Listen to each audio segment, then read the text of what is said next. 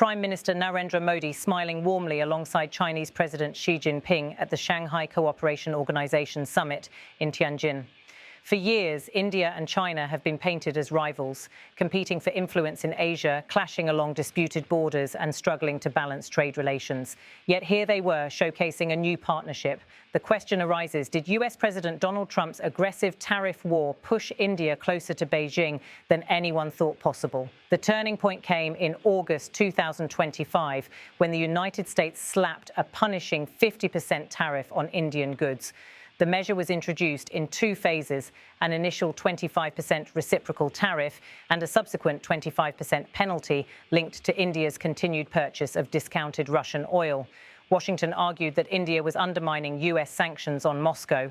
New Delhi called the move unfair and unjustified, with Indian officials stressing that energy purchases were a matter of national security and sovereignty, yet the effect was undeniable.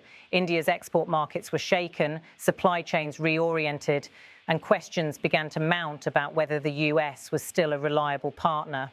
Economic analysts quickly noted that such high tariffs could devastate sectors like textiles, pharmaceuticals, and information technology services, industries where India has traditionally relied on US demand.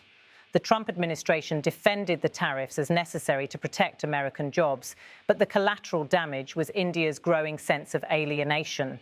For decades, India has prided itself on strategic autonomy, a doctrine rooted in the Cold War era, when New Delhi refused to join either the Western or Soviet bloc.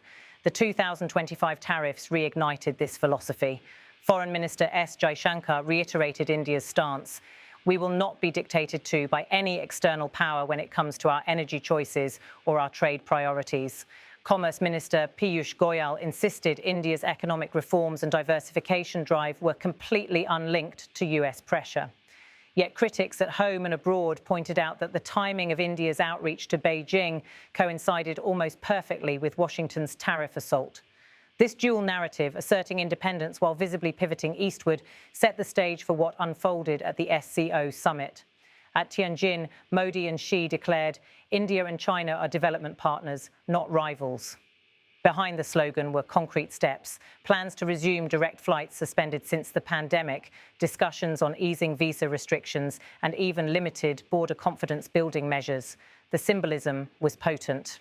Observers noted that the warmth between Modi and Xi marked the first significant thaw since the deadly border clashes in 2020. For Beijing, the optics were priceless.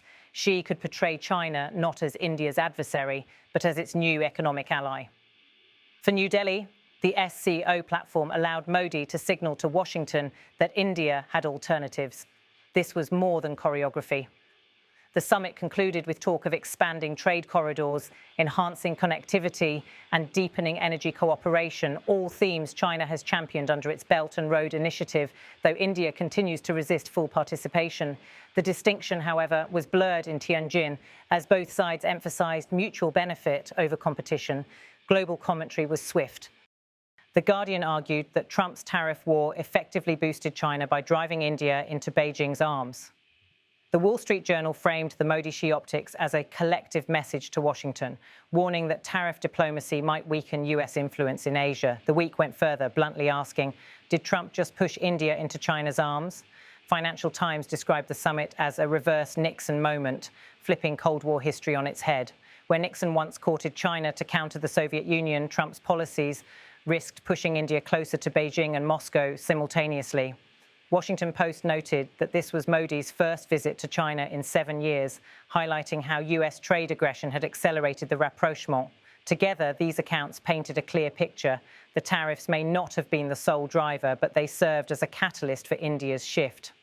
Despite the optics, Indian officials strongly rejected claims that Trump's tariffs dictated foreign policy.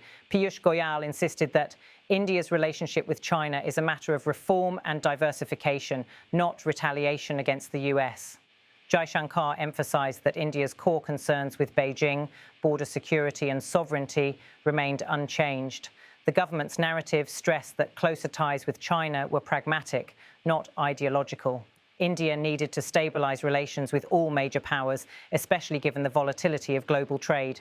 New Delhi continued to stress its role in the Quad, a US-backed grouping with Japan and Australia, as proof it was not abandoning Washington. Yet the timing and the optics left room for doubt. If this was purely coincidental, it was politically convenient for both Beijing and New Delhi. It would be simplistic to say that Trump's tariffs alone caused India's rapprochement with China. Several deeper factors were already at play.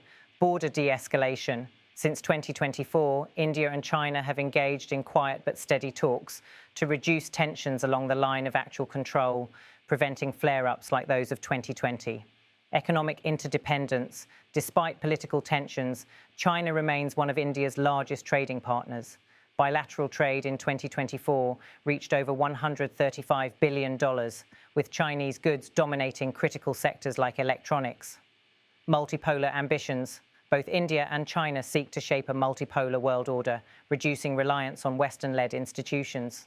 Modi's participation in BRICS, along with Xi's push for SCO financial mechanisms, reflects this shared outlook. Energy and supply chains. With the global economy shifting, India has sought to diversify supply chains. Cooperation with China offers potential access to advanced infrastructure and technology, even if cautiously approached. Thus, Trump's tariffs did not create the India-China rapprochement. They accelerated trends already in motion. The Tianjin summit revealed the complexity of global geopolitics. Modi's handshake with Xi was more than symbolism. It reflected India's pragmatic balancing act in a volatile environment. Trump's 50% tariffs undoubtedly acted as a catalyst, making China appear less like an adversary and more like a necessary partner. But the story is layered. India has not abandoned its partnerships with the United States or other democracies, nor has it forgotten the border clashes or trade imbalances with China. Instead, what the SCO summit exposed is India's ability to adapt, pivoting when pressured, maintaining independence while leveraging opportunities. The real question is not whether Trump pushed India into Xi's arms, but whether India is skillfully using Trump's missteps to maximize its own strategic leverage. In that sense, Modi's outreach to Beijing is less about surrender and more about survival in a world where alliances are increasingly fluid.